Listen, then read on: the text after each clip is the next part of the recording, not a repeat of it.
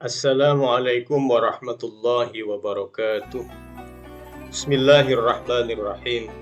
Alhamdulillah. Assalatu wassalamu ala rasulillah Sayyidina Muhammadin wa ala alihi wa sahbihi wa mawala. Amma ba'du. Anak-anakku yang Pak Guru banggakan, mari kita mulai ngaji lagi kitab Ta'limul Muta'allim untuk pembelajaran kelas 9. Sebelumnya, mari kita hadiahkan Fatihah kepada Kanjeng Nabi Muhammad SAW beserta keluarga, para sahabat, para pengikut, dan beserta keturunannya. Juga kepada para nabi-nabi sebelumnya, kepada para wali, kepada para ulama, para pengarang kitab, khususnya kitab Ta'limul Muta'allim Syekh Burhanul Islam Az-Zarnuji. Semoga kita mendapatkan limpahan berkah ilmunya. Juga mari kita hadiahkan Fatihah kita untuk orang tua kita, guru-guru kita, anak cucu kita, saudara-saudara kita semuanya saja. Mudah-mudahan dianugerahi oleh Allah ilmu manfaat, rezeki yang barokah, badan yang sehat untuk bekal ibadah. Al-Fatihah. A'udzubillahi minasyaitonirrajim. Bismillahirrahmanirrahim. Alhamdulillahirabbil alamin. Arrahmanirrahim. Maliki yaumiddin. Iyyaka na'budu wa iyyaka nasta'in. Ihdinas siratal mustaqim. Siratal ladzina an'amta 'alaihim ghairil maghdubi 'alaihim waladdallin. Rabbighfirli wa liwalidayya wa lil mu'minina amin. Anak-anakku yang Pak Guru banggakan, pada pertemuan sebelumnya kita berbicara tentang at-tawakkul, artinya berserah diri kepada Allah. Sebagai bentuk lanjutan pembahasannya adalah kita akan membahas tentang khauf, tentang roja. Bismillahirrahmanirrahim. Wa yambagi alla yarjua illa minallahi ta'ala wa la yakhafa illa minhu wa yadhharu dzalika bimujawazati haddi syar'i wa adamiha. Wayam bagi, dan sebaiknya, alla yarjua, tidak berharap illa minallahi ta'ala, kecuali hanya kepada Allah. Wala yakhafa, dan hendaknya juga tidak usah takut illa minhu, kecuali hanya takut kepadanya.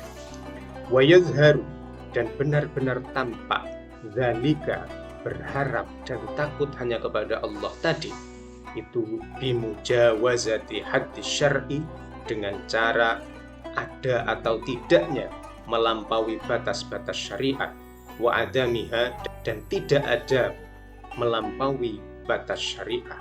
Anak-anakku yang Pak Guru banggakan, pada kesempatan hari ini kita diajarkan oleh pengarang kitab ini bahwa berharap itu hanya kepada Allah dan juga takut itu hanya kepada Allah.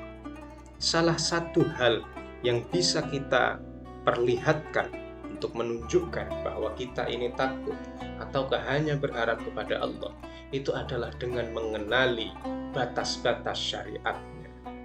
Ajaran agama itu selalu ada perintah, selalu ada larangan, selalu ada anjuran, dan selalu ada hal yang diperbolehkan.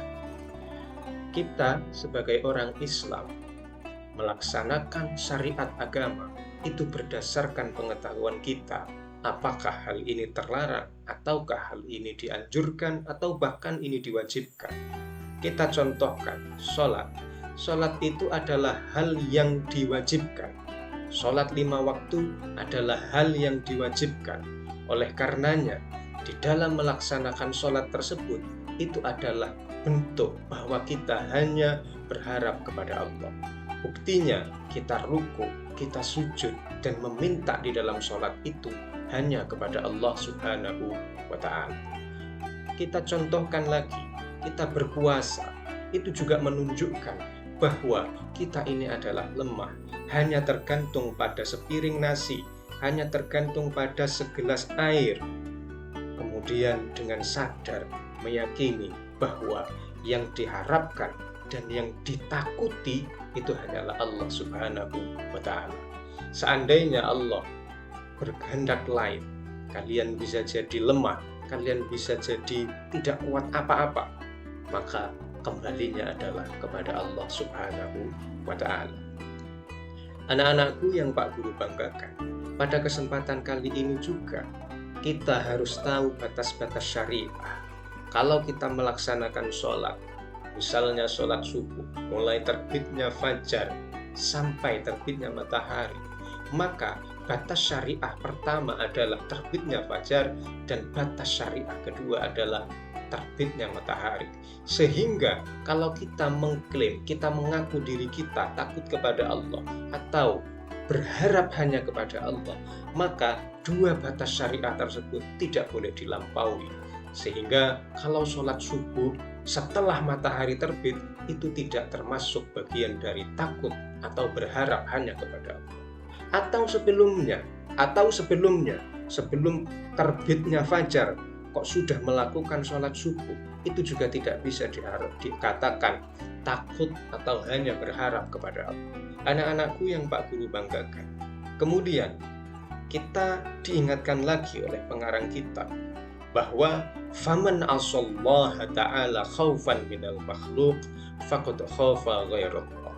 Faman asal, siapapun orangnya yang durhaka Allah terhadap Allah Ta'ala, khaufan karena takut minal makhluk, dari makhluk, faqad khafa, maka dia benar-benar takut ghairallahi, terhadap selain Allah Ta'ala.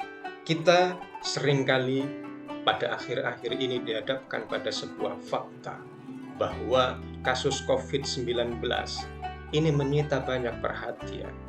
Ada yang kemudian menggunakan protokol kesehatan, misalnya menghindari berkerumun, menjaga jarak, bermasker, dan lain sebagainya.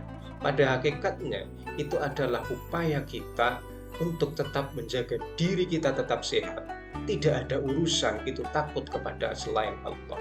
Kita dalam ajaran Islam, dalam hal virus, dalam hal penyakit menular, memang dianjurkan, sangat dianjurkan untuk menjauhinya.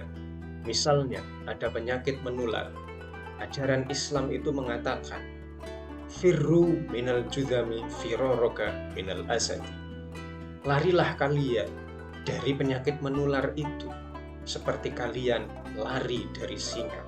Ini bukan berarti menunjukkan kita takut kepada selain Allah, tapi ini adalah upaya menjaga kesehatan kita, menjaga tubuh kita agar tetap bisa dipakai untuk ibadah kepada Allah.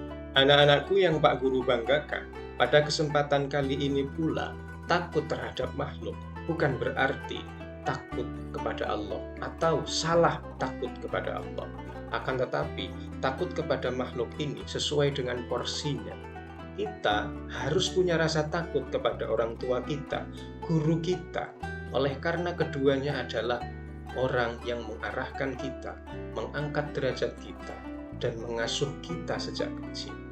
Sehingga kemarahan keduanya itu juga berakibat pada kemarahan Allah Subhanahu wa Ta'ala. Anak-anakku yang Pak Guru banggakan, seperti itulah gambaran kita takut kepada Allah. Di sini disinggung siapapun yang durhaka kepada Allah karena takut terhadap makhluk, maka sesungguhnya dia benar-benar takut terhadap selain Allah. Kalian melanggar aturan madrasah karena mengikuti ajakan teman, itu sesungguhnya tidak takut kepada Allah, atau dia takutnya kepada selain Allah. Dan harus kalian ingat, kalian ketika mengikuti apa yang dilakukan oleh teman dan itu adalah pelanggaran, maka sesungguhnya mereka, teman kalian yang ikuti itu, tidak akan pernah bertanggung jawab apa yang akan terjadi, apa yang akan menimpa kepada diri kalian. Anak-anakku yang Pak Guru banggakan, kemudian pengarang kitab ini pula menjelaskan, fa'idha lam ya'sillah, maka ketika ada orang yang tidak durhaka kepada Allah, li khaufil makhluki, karena takut terhadap makhluk, waraqaba, dan tetap menjaga, mengawasi hududas syar'i, terhadap batas-batas syariah, falam yakhaf ghairallah, maka sesungguhnya dia tidak takut kepada selain Allah. Bal, akan tetapi khafallaha ta'ala, dia sebenarnya takut kepada Allah Subhanahu wa Ta'ala. Wa kadza, dan demikian juga fi janibir rojai, di dalam sisi pengharapan.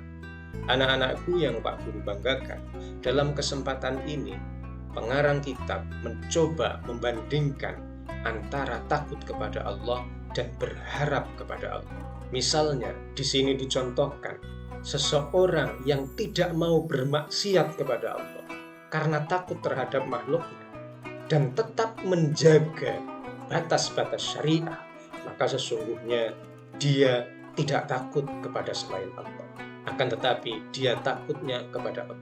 Misalnya kalian tidak melanggar aturan madrasah karena takut kepada BK, karena takut kepada guru, karena takut kepada orang tua, tidak berarti dia tidak takut kepada Allah.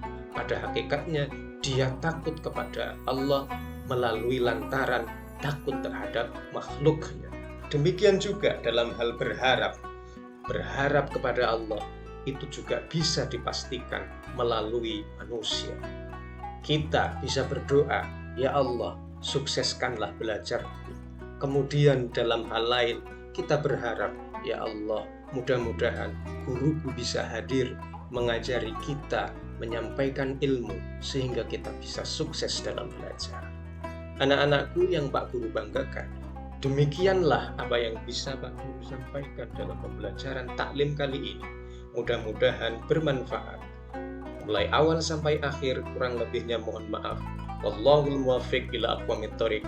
Wassalamualaikum warahmatullahi wabarakatuh.